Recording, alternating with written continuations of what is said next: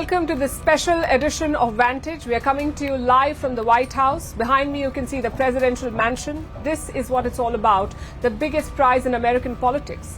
Come January and it will have a new president. Will it be Kamala Harris or Donald Trump? That's what we are here to find out.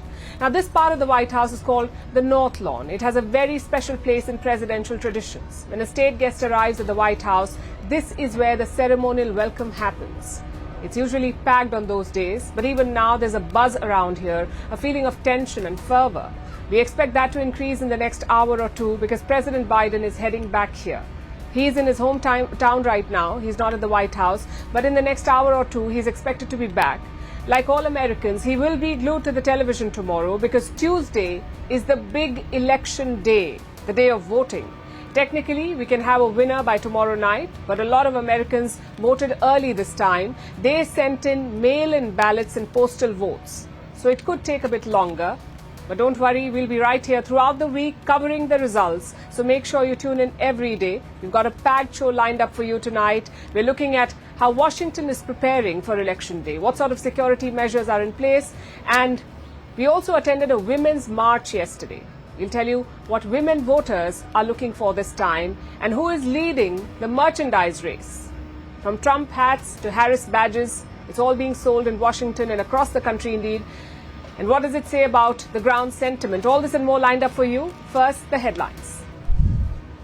China continues its saber rattling. Taiwan detects 44 aircraft, 6 Navy vessels and 1 ship from Beijing around it. Many of these jets reportedly crossed the median line of Taiwan Strait. This incident comes amid escalating regional tensions as Beijing ups its ante over the self-ruled island. Turkey sacks 3 mayors in the Kurdish-majority southeast on alleged terrorism charges. This is despite Ankara's efforts to seek a rapprochement with the Kurdish community. All 3 mayors belong to the main pro-Kurdish party. Kurds make up around 20% of Turkey's overall population. Chaos in the newly elected Jammu and Kashmir Assembly on its first day after a People's Democratic Party leader moved a resolution against the scrapping of Article 370. This led to BJP lawmakers protesting against the move. In 2019, Jammu and Kashmir lost its special status and was bifurcated into 2 union territories. The European Union welcomes the re-election of Moldova's pro-European president. She won in a tense vote on Sunday. The election was overshadowed by allegations of Russian meddling. It took place just 2 weeks after a referendum in which Moldovans voted by a razor-thin margin to back joining the EU.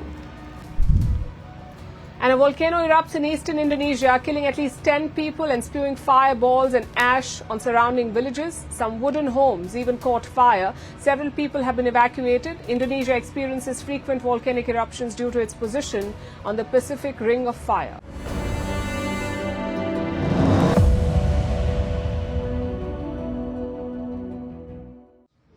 It's the final stretch here in the United States. Less than 48 hours left until polls close.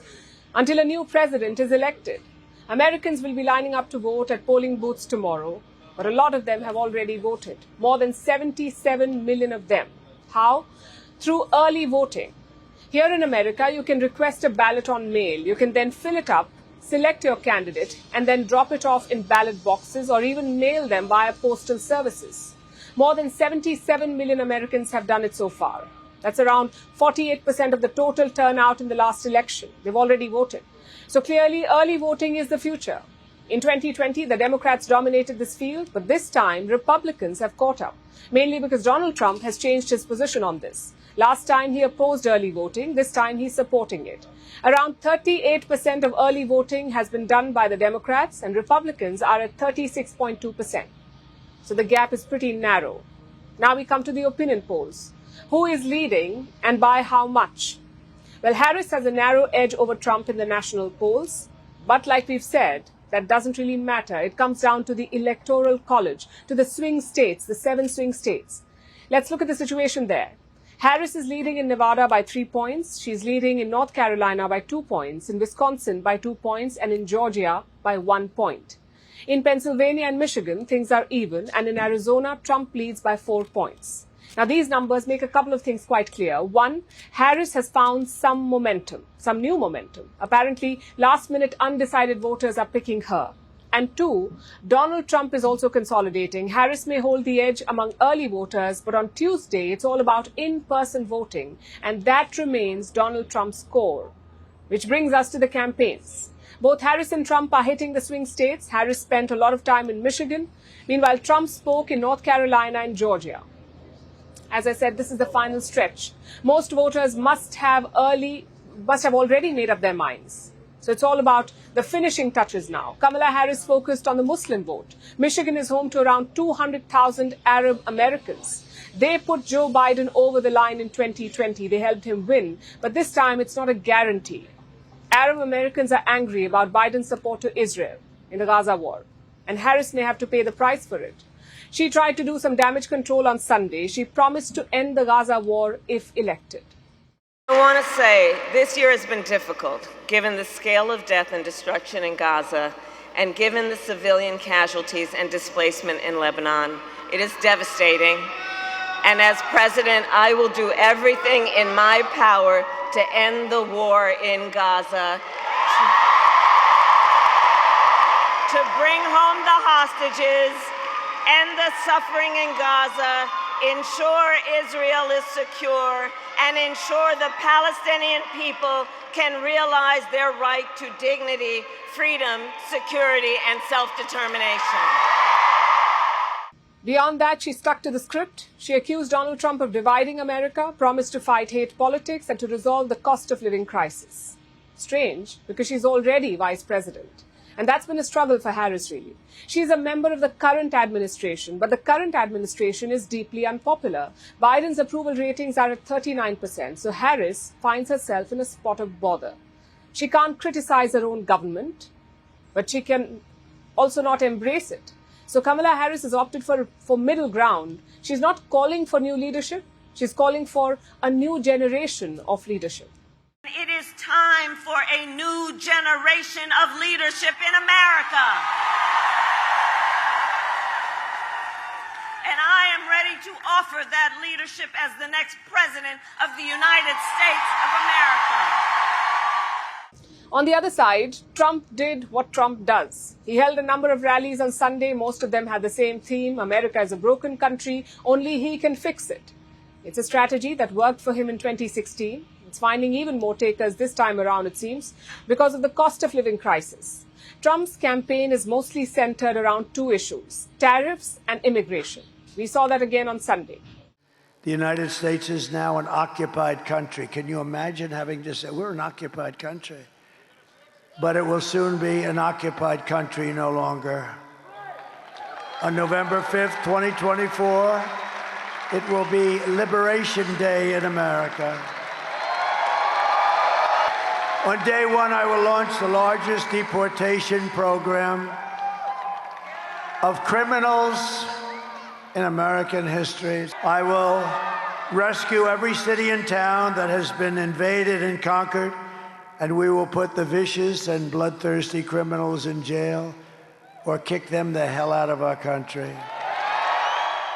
Some extreme rhetoric there, but clearly America likes it. Donald Trump also trained his guns on pollsters and journalists, quite literally. You see, Trump was surrounded by bulletproof glass at the rally, but those glasses had gaps. Trump said he wasn't worried, though, because to get to him, an assassin would have to shoot through the press corps, and Trump says he doesn't mind that. I have a piece of glass over here, and I don't have a piece of glass there, and I have this piece of glass here, but all we have really over here is the fake news, right? And to get me, somebody would have to shoot through the fake news, and I don't mind that so much, because I don't mind. Trump also took issue with a new poll. It says Kamala Harris is leading him in the state of Iowa. The poll has surprised a lot of people because Iowa voted for Trump in 2016 and again in 2020. The last Democrat to flip it was Barack Obama. If Harris does that, it would be a big setback to Donald Trump. Of course, his campaign has rejected this poll. They say it's an attempt to demoralize voters. And frankly, there's a lot of that going on this time around, especially on social media. Hundreds of posts are spreading fake news about the election. Most of them are Trump supporters, but some are Democrats too. And why are they doing this? To destroy the credibility of the election process. Around 70% Americans think that Donald Trump will not concede if he loses, that he will question the results like he did the last time. His supporters are laying the groundwork for that. Let me show you some examples. This video is from Pennsylvania. An influencer filmed a man dropping off a large number of ballots. He said the whole thing was suspicious. But guess what? The man was a postmaster. His job is to drop off ballots. A lot of accounts also posted pictures with this caption: "I live in Canada, but I drove down to vote." The idea is to say that even Canadians are voting for Harris. Again, it's a false claim. That first video was debunked by poll officials, but not before it got 6 million views. Plus, it is unnecessary work for the election officials. They must conduct fair elections. At the same time, they must also bust fake news. Why can't social media platforms pitch in? Because they are part of the problem, especially Elon Musk and X. He is the most followed person on his platform, and he is pushing fake news. Elon Musk says Democrats are making illegal migrants vote. He also said if Trump is not elected, this will be the last US election.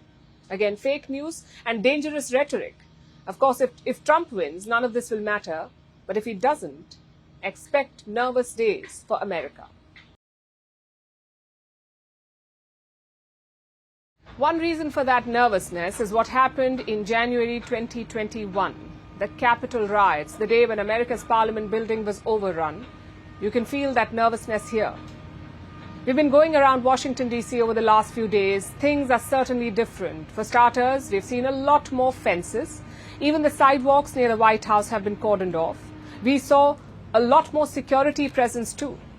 The people we spoke to are also worried. They have businesses here. Their children go to school here. So the possibility of violence is very scary. Take a look at how Washington is preparing, or rather bracing, for Election Day.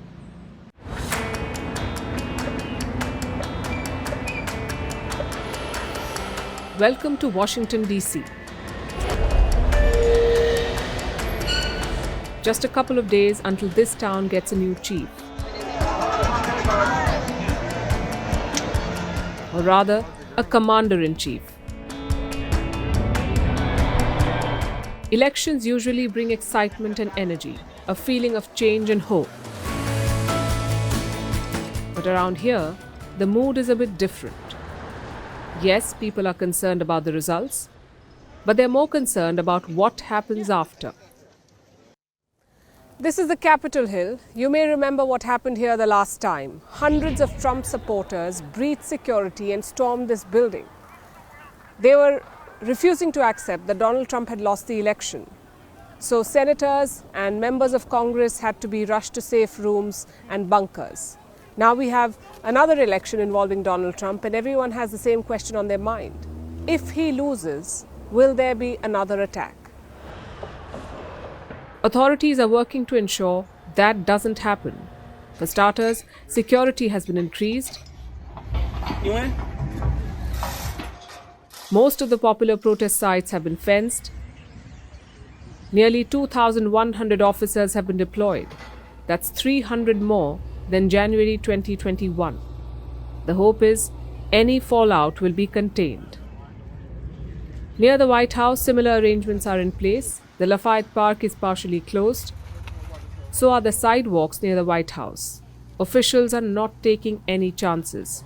They want constitutional centers to be safe in case things go south. Washington's governor is also on the job. He has activated some of the National Guards. Think of them as paramilitary forces. Each US state has National Guards stationed inside, sort of like backup for the army. In Washington, these troops have been put on standby. All that security may sound good on paper, but it only adds to the worries for the residents of the city. They got a taste of the violence in 2017 when Donald Trump was inaugurated as president. Hundreds of people took over Washington to the chants of "Not my president." Then they got the shock of their lives in 2021 when the Capitol riots happened. And now the people of Washington say that they're scared and nervous. A lot of businesses have boarded up their storefronts, fearing riots or violent protests. These are the people at the forefront of America's political divide. If the election is close, things may turn worse. Chances are candidates will approach the Supreme Court, another institution based in Washington. A legal battle is likely to bring a flood of supporters from both sides. A scenario that doesn't read well. Any violence will affect the locals in many ways. Their businesses are on the firing line. Roads may get closed, schools and offices could be shut, and police presence could turn the city into a fortress. It's a sad state for the democracy in the United States. Why should freedom have to protect your own property when you disagree with somebody? Doesn't make any sense. We all knows what happened when things doesn't go Trump's way. He incites his followers to protest in violent ways, and I think it's smart. I actually work a couple of blocks down in a government building, and I don't want to come to work on Tuesday. I think it's going to be hectic and crazy. I wish we would be off. For officials, this is a tough choice. You can't stop supporters from holding peaceful protests. But how do you ensure the situation does not descend into chaos? This is the National Mall. This is the long shot of Washington, D.C. that you see in most Hollywood films. And these are the grounds where some of this country's historic protests and campaigns have unfolded. This place is open to peaceful demonstrations, but you need permission first. So far, at least 9 groups have applied, most of them left-leaning. And this is where the authorities face a dilemma. Do you give permission to opposing groups and risk a face-off? And if you deny permission to all, are you trampling on their right to protest? There are no easy choices as election day nears. Even afterwards, the danger isn't over. In the last election, the anger did not spill over immediately. It exploded weeks later on January 6th. So next week is merely the first in a series of challenges. The eyes of the world will be on Washington, D.C. The international press is here, watching. The question is, what will we see? A peaceful transition of power, or another crack in the foundation of US democracy? The race is a close one. Political ads are flooding the airwaves, and one such ad has stirred controversy. It shows a polling booth. A woman enters to vote. She looks at her husband nervously, then locks eyes with another woman. Both of them vote. They don't exchange any words, and finally they join their husbands. The ad doesn't really say very much, but the message is quite simple and clear. These two women cast secret votes. What's that? It's when you hide who you voted for. So the implication is that these women did not tell their husbands they voted secretly for Kamala Harris. And this did not go down well with the Trump campaign. They have slammed this advertisement. But the thing is, secret voting is not new. It's been happening for quite some time, and it's said to be quite widespread in this election. Look at this YouGov poll. 1 in 8 women say that they vote differently from their husbands, and they do it secretly. They don't tell their husbands about it. Nearly 5% women say that they refrain from voting to avoid a conflict with their husband. Which brings us to the historic gender divide in this year's election. It is shaping up to be a battle of the sexes. Donald Trump is popular among men. 53% say that they will vote for him. Kamala Harris is leading among the women voters. Nearly 54% women want her as president. So the gender gap is quite staggering. In fact, it's the largest since 1980. But what led to this wide gap? A lot of issues, perhaps none as big as abortion. For a lot of women, it is defining this election. And while some are resorting to secret voting, others are quite vocal about it. We saw this over the weekend at a women's march in Washington, D.C. Here's our report. Abortion rights. They've always been a point of contention in US politics. But this year, they're at the forefront. This is the first US presidential election since the Supreme Court overturned Roe versus Wade. Women in America lost their national right to abortion. They lost the right over their own bodies.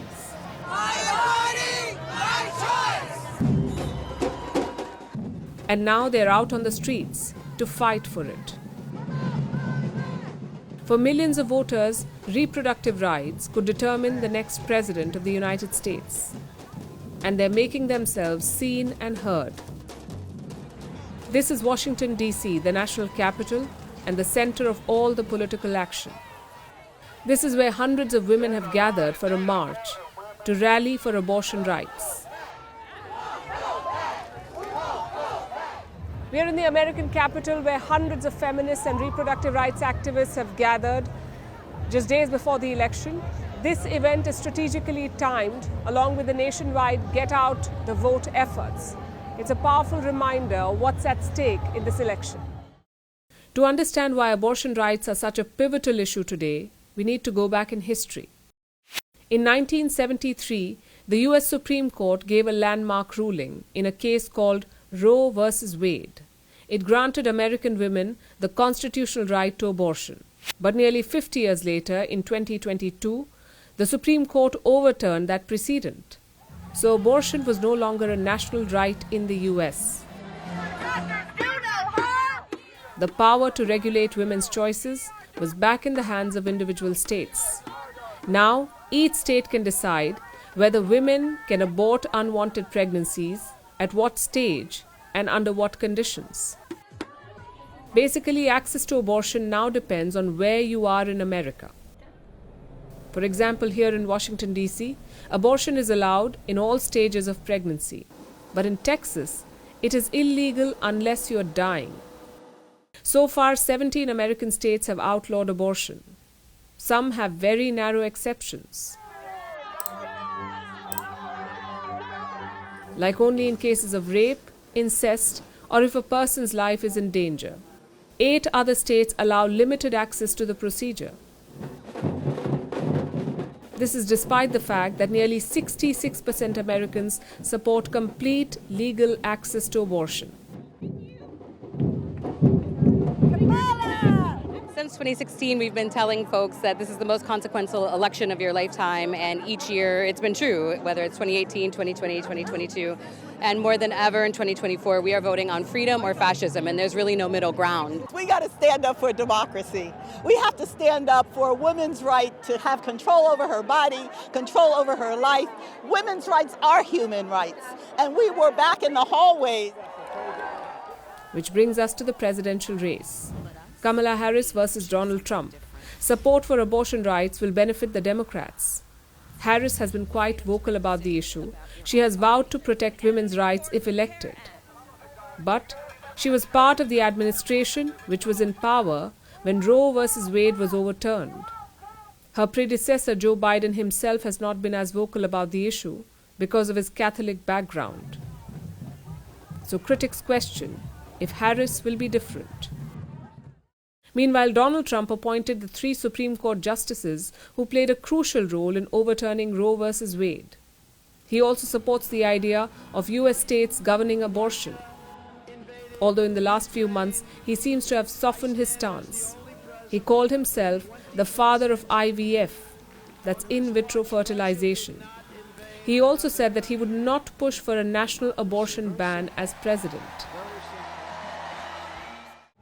As activists prepare to march past the White House today, their message is clear.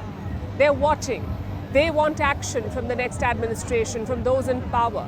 In fact, this is more than just a march, they say. This is a demand for accountability and a call for the next government to prioritize reproductive rights. With the presidential race deadlocked, abortion rights could be the deciding factor in crucial swing states. These are the 7 states that will decide who becomes president.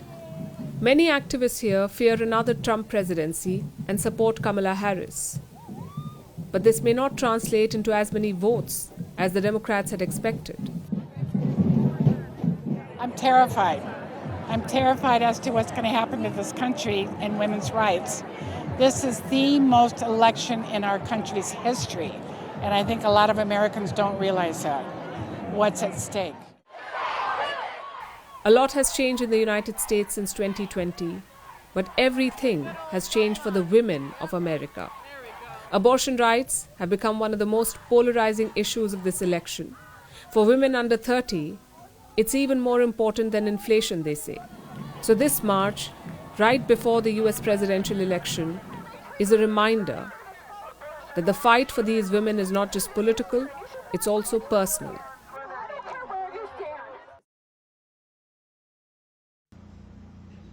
Now let's look at another major electoral issue, the issue of illegal immigrants. Every single day, hundreds of migrants come into the US illegally. This happens every day. Normally, these immigrants are taken for processing. They are then given a chance to seek asylum. They have to wait for citizenship before they can enjoy the same rights as the locals, as American citizens. But that's not always the case. Some places in the US extend the right to vote to non-citizens as well, even illegal immigrants. And this has become a major issue in this election. We went down to the city of Tacoma Park in Maryland. It's a so-called sanctuary city, which gives non-citizens the right to vote. Here's what we saw. It's the final day of campaigning in Tacoma Park. The city council election is in full swing, and candidate Ambriose Agose is going old school. With pamphlets in hand, he is going door to door in the hope of winning over the last remaining undecided voters. All type of community are supporting me: white, African, Black American, Indian, Spanish. Yes, I have all those communities supporting me. Agose's campaign materials reflect his wide outreach. They are printed in several languages, including English, Spanish, and French, even Hindi. That's because he's not just seeking the votes of Americans, he's appealing to people from all parts of the world who live here, even illegally.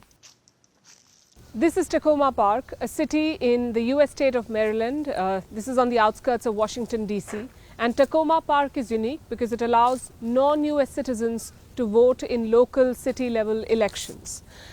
This is both legal US residents and illegal immigrants. They're all allowed to vote, and this is a right that was given to them way back in 1993.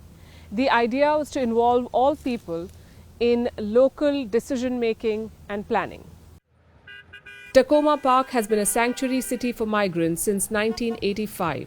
For decades, it has provided refuge to migrants of all kinds. Today, about 30% of the city's population is made up of migrants. Agose is aiming to win their support. He is running to represent Ward 6, where many migrants and non-citizens live. Agose says, even without citizenship, they must have a vote.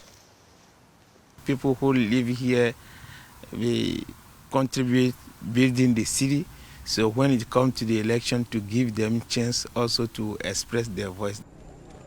A lot of Americans do not agree with this view, especially the Republicans and their leader Donald Trump.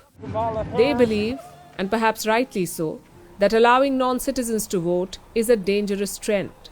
Trump aims to abolish the idea of sanctuary cities altogether, and the Republican Party has been pushing for legislation to ensure this. Republicans like House Speaker Mike Johnson say that the non-citizen voting process is a clear and present danger. Why? Because they fear that this could ultimately change the makeup of the US Congress. Republicans have tried to bring in laws that restrict non-citizens from elections. Bills have been introduced in the US Congress that require proof of citizenship before you register to vote and restrict federal funding to cities like Tacoma Park. In fact, earlier this year, they also blocked a law that allowed non-citizens to vote in local elections in D.C. Immigration was already a hot-button issue in this election. The idea of allowing non-citizens to vote has only intensified the debate. The concept itself is not new, though. Only a few cities allow non-citizens to vote, that too in just local elections. The turnout, too, remains extremely low, because illegal immigrants tend to not want to attract attention by turning up to vote. Yet, there have been cases of fraud. In Michigan, which is a battleground state, a Chinese student pretended to be a US citizen. He successfully cast a vote in the presidential election. Observers say such cases are rare. But in close polls where every vote counts, no side wants to take chances. Also, immigration has become a point of contention for American voters. 3 out of 5 Americans say it's a key issue. Some accuse illegal immigrants of taking away jobs. Others say immigrants use welfare services and unfairly take away American taxpayer money. There are also safety concerns. Migrants are accused of being criminals and of smuggling drugs into the country. Donald Trump has capitalized on this anti-immigrant sentiment. Trump says that November 5th will be Liberation Day if he is elected. He plans to crack down on illegal immigrants. He is pushing for mass deportations. On day one, I will launch the largest deportation program of criminals in American history. It's going to be the largest deportation of criminals. We're going to get them out of here fast. Trump wants to deport about 15 to 20 million illegal immigrants using a law from 1798 called the Alien Enemies Act. Reports show that 88% of all Republicans support this. They support mass deportations. Obviously, this has immigrants concerned. A lot of us are scared because Trump says the first to be deported will be the Venezuelans. Understand? Every 4 years it's terrifying. Of having the knowledge, of having to know where the ICE detention is. So if my husband gets taken, I know where to go, because it's terrifying having to tell my kids why we're voting a certain way, because those elections are so important of where their dad is, where their dad's status could end up.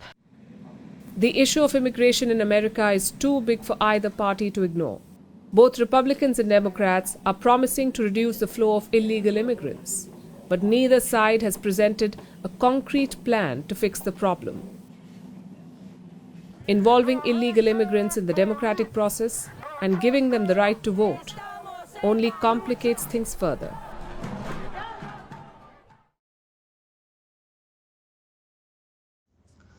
Economy, abortion, immigration, the war in Gaza, all of these are key issues in this presidential battle. But right before Election Day, a new unlikely flashpoint has emerged. The death of a squirrel named Peanut. How did he die? Why is his death an election issue? And why do the Republicans say that they want justice? Let's start with Peanut's story.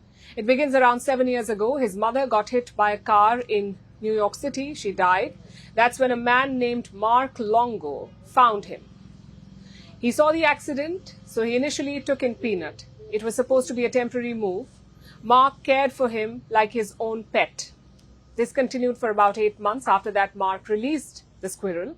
He thought Peanut was well enough to survive outdoors. But that did not last very long. Peanut apparently lacked survival skills. So he returned. Mark took him in again, and Peanut lived happily as an indoor squirrel. So the story goes. Soon the two started making videos. Peanut eating waffles, Peanut running around the house, Peanut dressed in hats. The internet loved the squirrel. And in no time, Peanut became viral. Right now, his Instagram has more than 670,000 followers. 670,000 followers for a squirrel. All was going well for both of them until last week. On October 30th, New York's DEC, Department of Environmental Conservation, raided Mark Longo's house. 6 officers showed up. They were acting on multiple anonymous complaints. It was about unsafe housing of wildlife. So they seized Peanut the squirrel. They also took a raccoon named Fred. Now, in New York, you cannot keep a wild animal without a license, so the arrest was legal. Even Mark Longo knew that. But he decided to fight it. He hired a legal team to get them back. He also gathered more than 20,000 signatures, all asking for the return of the animals. But by November 1st, it was all in vain. The DEC announced that they had euthanized both Peanut and Fred. Why? Because of the fear of rabies. According to them, Peanut bit someone in the department, so they had to test for rabies. Living animals cannot be tested for the disease, so they had to be euthanized. Mark Longo expressed his grief. He said the DEC was cruel. He accused the agency of excessive force. The story should have ended there. But then, the Republicans took note. And that's where the issue exploded. Peanut's death was not about public safety anymore. It was about democratic overreach. It turned into a symbol of government interference. Republicans chimed in on the injustice. Leading the cause was Tesla CEO Elon Musk. He posted several times about this incident, calling the government a quote-unquote killing machine. And it did not stop there. The Trump campaign then joined in. So I know Don's fired up about Peanut the Squirrel. We were on the way down here from Cincinnati. He was like, is it really the case that the Democrats murdered the Elon Musk of squirrels? And I said, yeah, it sounds like, have you seen the videos of this squirrel? Yeah. He's a genius, or he was. This is not the first time animals have featured in the presidential race, or this presidential race. In September, a video from Ohio's Springfield went viral. It claimed that immigrants killed ducks from the local park for food. Springfield police dismissed these rumors, but the Republicans went to town with it, portraying Donald Trump as the Messiah with AI-generated images of him on top of a cat, and even one where he's surrounded by ducks. Again, the message was simple. Immigrants did not just steal American jobs, they also stole America's pets. And Donald Trump would save them. So cats and dogs became a flashpoint back then, and now a squirrel is the headliner. It tells you what you need to know about American politics, really. Forget inflation, healthcare, or even foreign policy. This election has gone to the dogs, then cats and ducks, and now even squirrels. Have you heard of the Yiwu Index? Yiwu is located in China. It is one of the country's most popular wholesale markets. It sells goods to international retailers. In 2016, opinion polls predicted a win for Hillary Clinton, but Yiwu had a different opinion. They saw a different trend, the rising sale of Trump merchandise. So Yiwu thought that Trump would win, and he did. Hence the question, is election merchandise a reliable tool to predict polls? How big is it in this election? And which candidate is winning the merch battle? We decided to find out. Pins, posters, flags. Even these iconic Make America Great Again hats. Merchandise like these are a staple of the US presidential elections. Campaigns sell them, supporters buy them. But these items aren't just pieces of memorabilia. They're often seen as indicators of who is winning the election. Here in the United States, elections aren't just decided by votes. They're also decided by what I'm holding here. This is political merchandise, badges for Donald Trump and Kamala Harris. These serve as symbols of political allegiance and a public display of candidate support. But can the sales of these products alone determine the outcome of an election? Let's find out. And make America great again. Over the years, campaign merchandise has become a strategic tool. Surveys say 70% people buy political merch to influence others. 68% believe that buying it can affect election outcomes. Stores that sell merchandise agree with this. Reports say merchandise sales got it right 9 out of 11 times, meaning in 9 out of the last 11 elections, the candidate who sold more merchandise won. And which were the two exceptions? The year 2000 and 2016. Both these elections had something in common. The candidate with a popular vote lost. Experts say there is no correlation between sales and election results, though. But in a battle as close as this one, it's hard to ignore how merch has become a measure of political momentum. The question then is, who has the momentum? Who is winning in terms of merchandise sales? On Amazon, it is Donald Trump. His merch sales are outperforming Kamala Harris's by a wide margin, almost by 5 times. For every piece of Harris merchandise being sold, there are 5 of Donald Trump. It's a staggering lead. Also because Trump has been longer in this race. Since the beginning of this year, Trump merchandise worth $140 million has been sold. Harris entered the picture only a few months ago.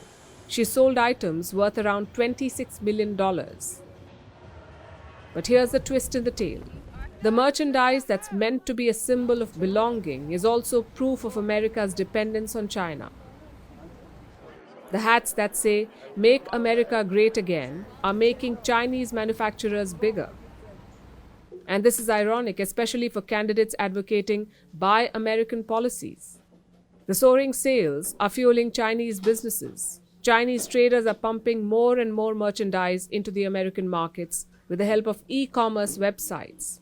And they're finding millions of takers. That's because their products are cheap. Take the MAGA hat, for example. The Trump website sells it for $40.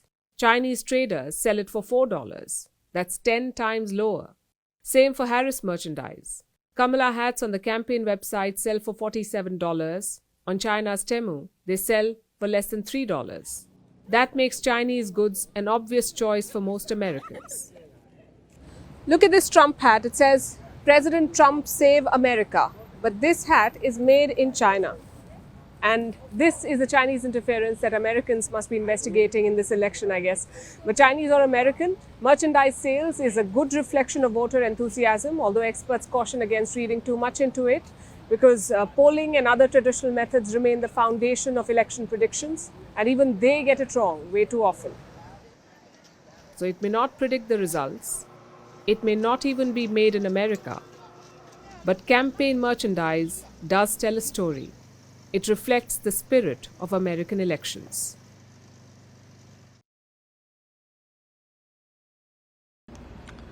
This election is very much about domestic issues like abortion or inflation. Foreign policy is just a footnote. So why should the world care about the result? Why should you care about it? Because the fallout could be global. Kamala Harris and Donald Trump represent two very different ideologies. Trump is an isolationist. He believes in using trade as a weapon. He's also not a fan of alliances, especially NATO. Harris, on the other hand, is less vocal on such issues. Her foreign policy is seen as Biden 2.0. If she wins, she'll be forced to handle two full-blown wars. Does she have the experience to do that? We'll have to wait and watch. But beyond the candidates, there are other reasons too. The US is the largest economy in the world. It is also the second largest trading country. America trades with more than 200 nations and regions. It makes up 9% of global trades. If the next president is protectionist, every country will feel the pinch. Same with climate change. The US is the second biggest emitter of greenhouse gases, but Trump doesn't believe in climate change. Last time he was president, he pulled his country out of the Paris Climate Agreement. If he wins again, will he repeat that? Will he roll back America's climate commitments? These are questions that will affect the entire world, but tonight we are only looking at the strategic fallout of the election result. What do other countries want? Who are they backing to win? Who do they want to win? Let's start with India. New Delhi does not need to pick a side. That's how stable ties are. There is bipartisan support for a long-term partnership with India. With Donald Trump, Prime Minister Modi has great chemistry. With Harris, he can hope for continuity. Like I said, she's Biden 2.0 or expected to be, and Biden did a lot for India-US relations. So either way, India is fine, but most other countries do have a definite pick. Western Europe and NATO will be hoping for a Harris win. You may remember what happened at the 2019 NATO summit in London. Western leaders got together to mock Trump. Their comments were caught on a hot mic. Again, the issue was ideology. Trump doesn't see the logic in defending countries on another continent. America first is his mantra, which is why Ukraine will also be wary of Trump. President Zelensky did meet him during his trip to New York, but that is unlikely to have moved Trump. He says he will end the war on day one in the White House. He hasn't said how, though. But chances are he will cut military aid to Ukraine, basically force Kiev to sue for peace. Now we come to West Asia. Israel has a very clear pick in this race. Trump and Benjamin Netanyahu have a great friendship. Trump moved the US embassy from Tel Aviv to Jerusalem. He also brokered the Abraham Accords between Israel and some Arab countries.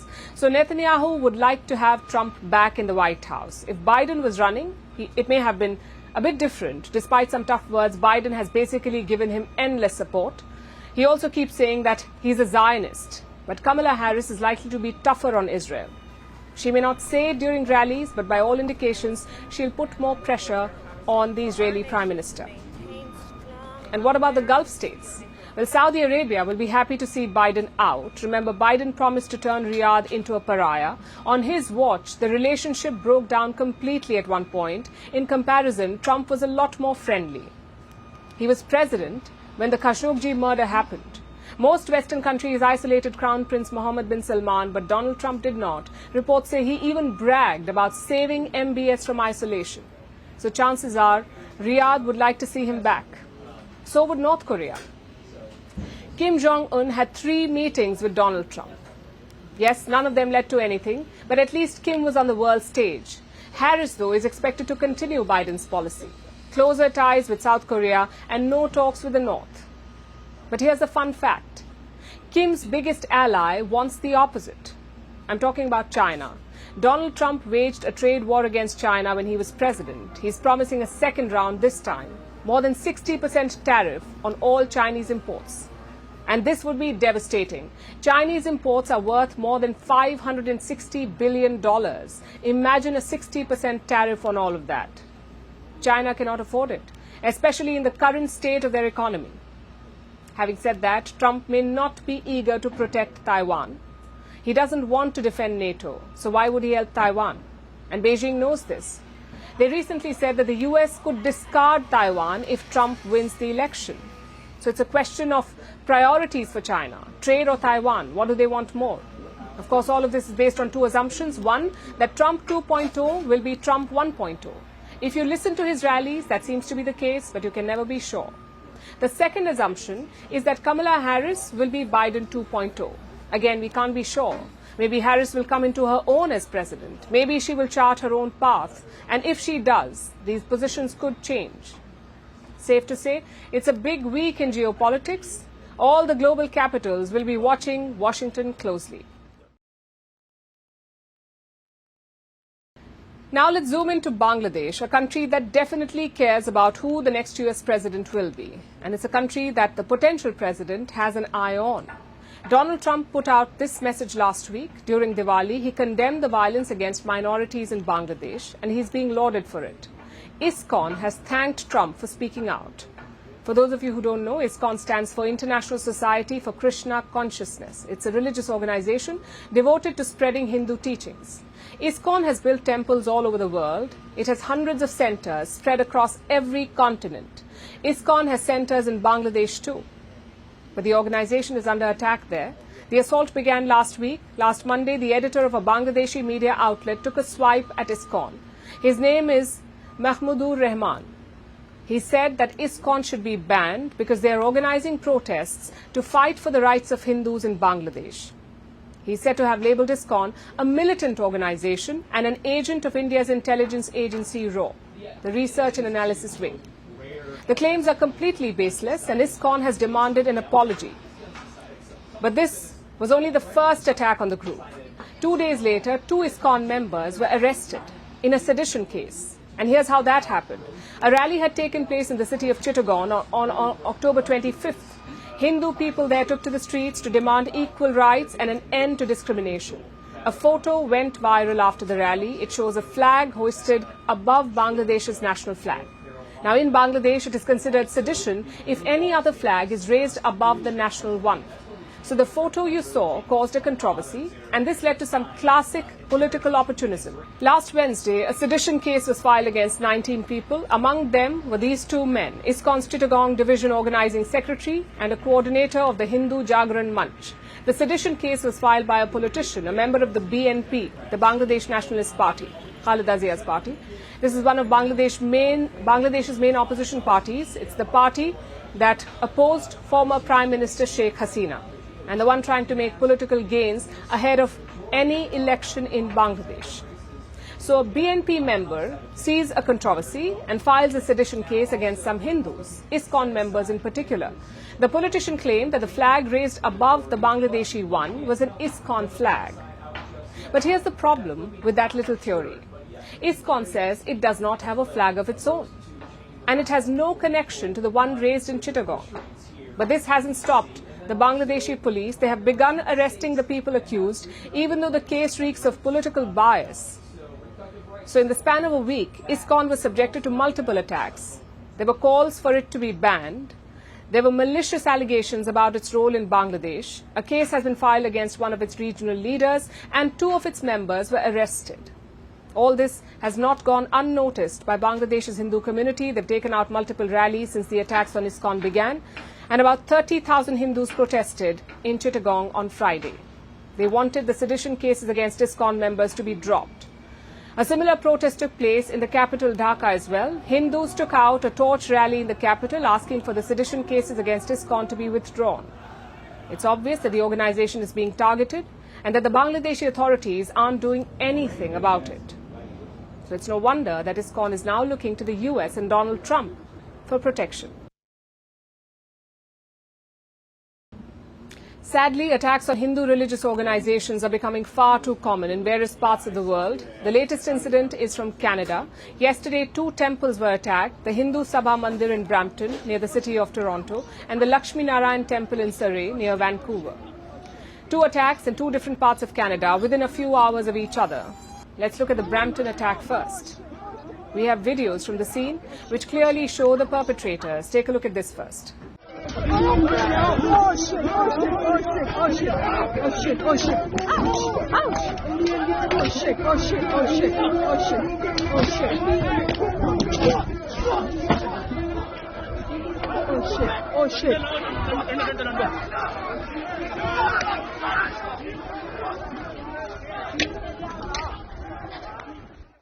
As you can see, the attackers were Khalistanis. They're a group of separatists who want to carve out a separate state for the Sikh people. And they're prepared to attack Hindus to achieve their goals. The Khalistanis had gathered outside the Hindu Sabha Mandir in Brampton yesterday. They knew that there would be a lot of Hindus present. The High Commission of India in Ottawa had arranged for a consular camp at the temple. They were handing out certificates, necessary paperwork to help Indians in Canada. It's routine consular work, but it draws hundreds of people. Now, the High Commission knew that there was the possibility of danger, and they had asked for strong security measures at the event. But as you saw in the video, Canada took the warning lightly, and the result was chaos. After failing to prevent the entirely predictable attack, Canadian Prime Minister Justin Trudeau went into damage control mode. He put out this post on social media calling the acts of violence unacceptable. He added that every Canadian has the right to practice their faith freely and safely. But did you notice something?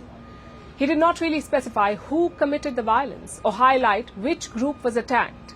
All he did was spout generic statements. It was an Indian origin MP who had to point out the obvious, that the attack was orchestrated by Canadian Khalistani extremists. He said that they crossed a red line with their brazen attack this time, that they were being given a free pass under the guise of freedom of expression. It seems that this is obvious to everyone except Prime Minister Trudeau, who continues to try and shield his Khalistani vote bank. And this isn't even the worst of it. For that, you'll have to look at the second attack, the one in Surrey. Khalistanis had gathered outside the Lakshmi Narayan Temple in Surrey. They were protesting, so some Hindu temple goers held a counter-protest. Then we have videos like this emerging from the site.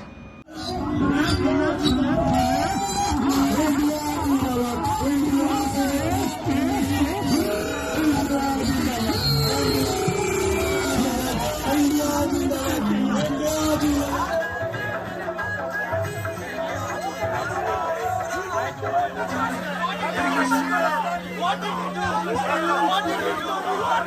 What did you do? Those people being tackled and arrested were Hindus. The Canadian police arrested 3 Hindu men. The police did not disclose the charges against them. As you saw, the men were violently tossed to the ground and then taken away. So Hindus are beaten up with sticks outside one Canadian temple and then arrested outside another. This is the state of Canada today. How did things get this bad? What has led to all the anti-Hindu sentiment in the country? The answer is quite simple. Trudeau and his government.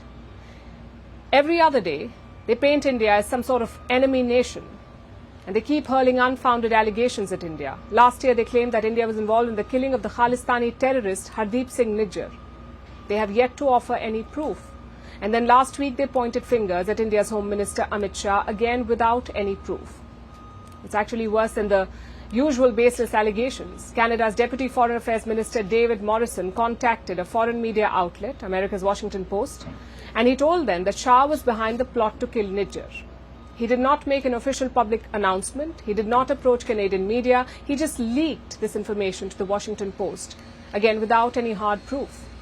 India summoned a Canadian diplomat over this incident on Saturday. It was conveyed in the note that the government of India protests in the strongest terms to the absurd and baseless references made to the Union Home Minister of India before the committee by Deputy Minister David Morrison. In fact, the revelation that high Canadian officials deliberately leak unfounded insinuations to the international media as part of a conscious strategy to discredit India and influence other nations only confirms the view Government of India has long held about current Canadian government's political agenda and behavioral pattern. It's this behavioral pattern that is fueling the unrest in Canada and emboldening the Khalistanis to attack Hindus, because they can clearly see that the Trudeau regime will support them no matter what. And speaking of unrest, let's turn our attention to Iran, where a college student was reportedly harassed for not wearing her hijab properly. Iran's morality police ripped her hijab and tore her clothes. In protest, the student then stripped to her undergarments and walked around the campus. Later, she was arrested, allegedly beaten up, bundled into a car and taken away. While her whereabouts are still unknown, many people are applauding the woman for her bravery and criticizing the Iranian regime, where not much has changed in the past 2 years, when another young woman called Masha Amini was killed for similar reasons. After which, anti-hijab protests rocked the nation and shook the very foundation of the Islamic regime. Our next report tells you more. An Iranian woman stripped to her undergarments in a mark of protest against her country's strict Islamic dress code. The law mandates that women wear a hijab or headscarf in public. It is enforced by Iran's so-called morality police. Women can be subjected to harsh punishment even for minor infractions. And that's what happened on Saturday at Tehran's prestigious Islamic Azad University. A female student was physically harassed by members of Basij for wearing her hijab incorrectly. Basij is an Iranian volunteer paramilitary group.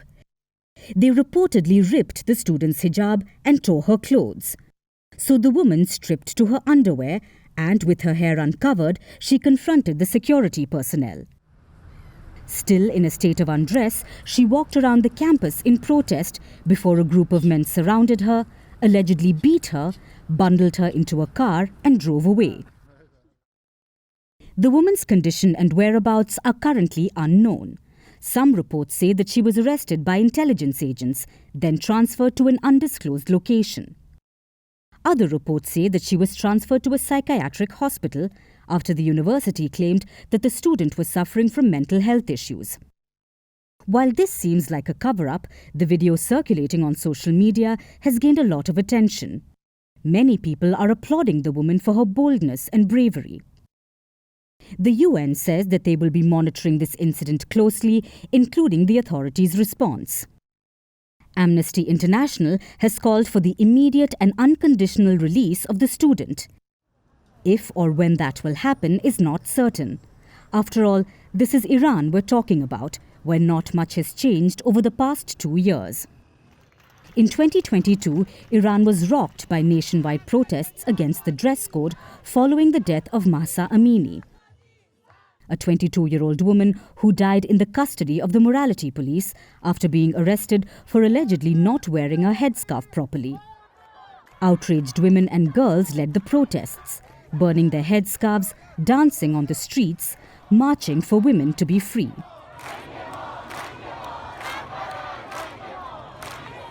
This went on for months.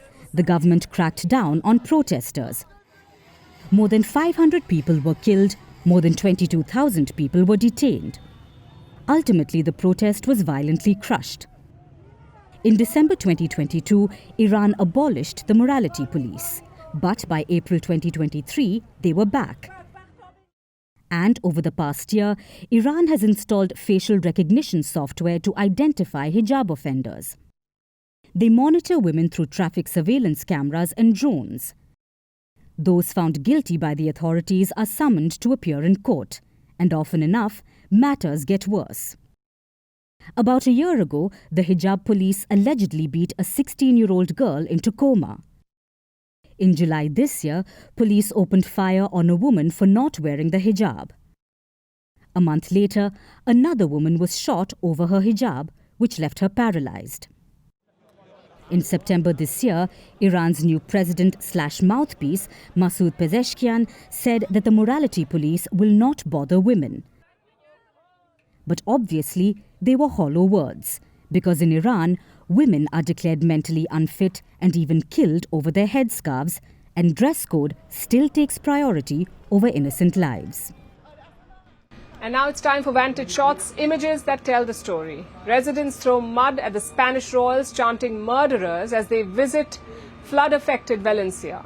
Iranians burn US and Israeli flags to mark the 45th anniversary of the US Embassy's seizure in Tehran. And in Argentina, thousands gathered in Buenos Aires for the first Pride March under the Milei rule. Finally, we're taking you back in history. On this day in 2008, Barack Obama was elected as the 44th President of the United States. He was also the country's first black president. Weeks later, he moved into this building right behind me. We're wrapping up on that note. Tomorrow is a big day here in America. People will be lining up outside polling booths. By tomorrow nights, when polls close, we should start getting results. It's going to be a Super Tuesday. Make sure you catch Vantage live from the White House. We'll see you tomorrow.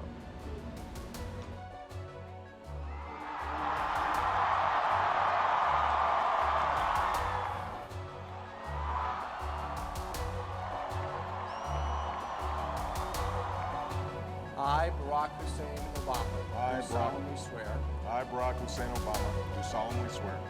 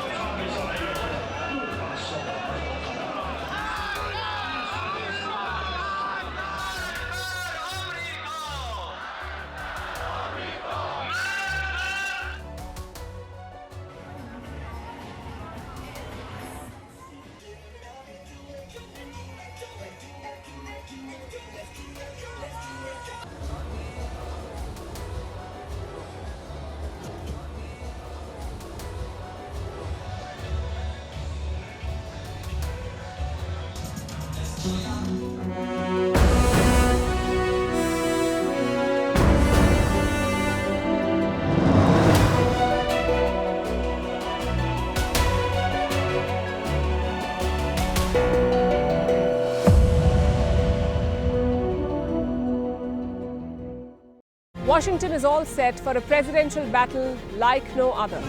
In less than 90 days, it's either going to be him or me sitting in the Oval Office. Kamala Harris versus Donald Trump. All we want is one simple thing: get out on Tuesday and vote. A vice president versus a former president. As we head towards election night, Vantage will be live from the heart of the action. Speaking to voters in this final stretch. I'm still very undecided. Very close presidential race. Tracking the campaigns as they make the last push. From exclusive ground reports to in-depth analysis, this is your one-stop destination for the presidential race. Join us on this special edition of Vantage, live from the White House in Washington, D.C.